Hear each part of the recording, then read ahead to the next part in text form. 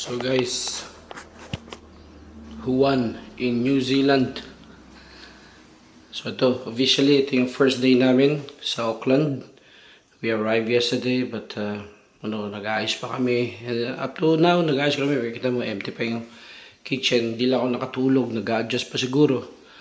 And nagluto ako ng breakfast namin. So while they are still asleep, dito muna ako. Pasyal-pasyal muna. At ituturo ko kayo saglit.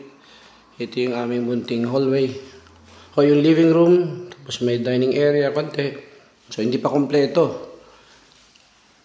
So hinintay pa namin yung cargo. So papasyal ko sa isa labas. Kayo sa labas. So may auto kami.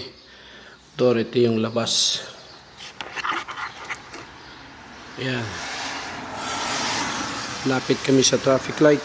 Tapos kami pa lang ang unang-unang tao dito sa 5 house na compound na to. Bagong-bago tong building. By God's grace, nakuha namin ito. And then with the help of our my employers. And then, gagaya ko sa kanila, nakayapak.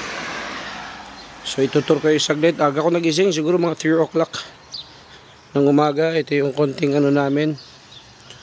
Maliit na, ano bang tawag dito? Port ba o yard? Yan. Kasi ito yung lugar. So nakapa din ako, basa. Nag-uulan siya dito eh. Ayan kapa ako. Yan, traffic light. Corner na corner kami. Halos central.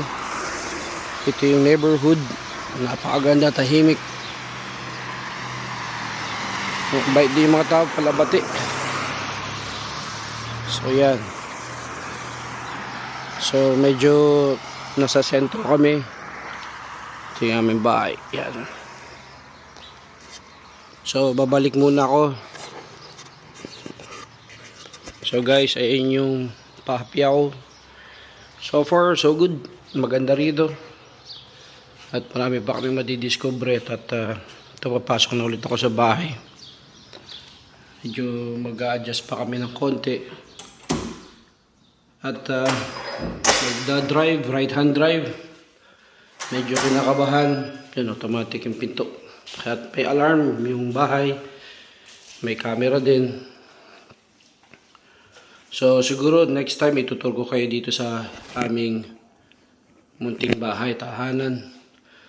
Pero daling ko muna kayo saglit dito sa sa aming garage. Magulo pa. Yan.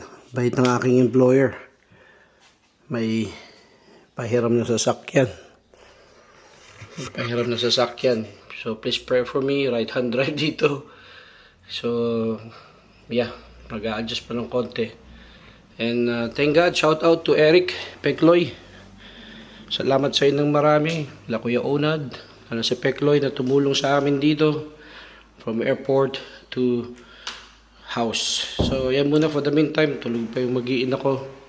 Mamaya magda-drive ako. Tatry ko kung paano ba mag-drive ng right-hand vehicle. Right-hand drive vehicle. So see you. God bless. And I thank God for this opportunity. Indeed, God is so gracious and He is faithful in His promises. All we need to do is to trust and obey Him. So yeah, blessings. Thank you.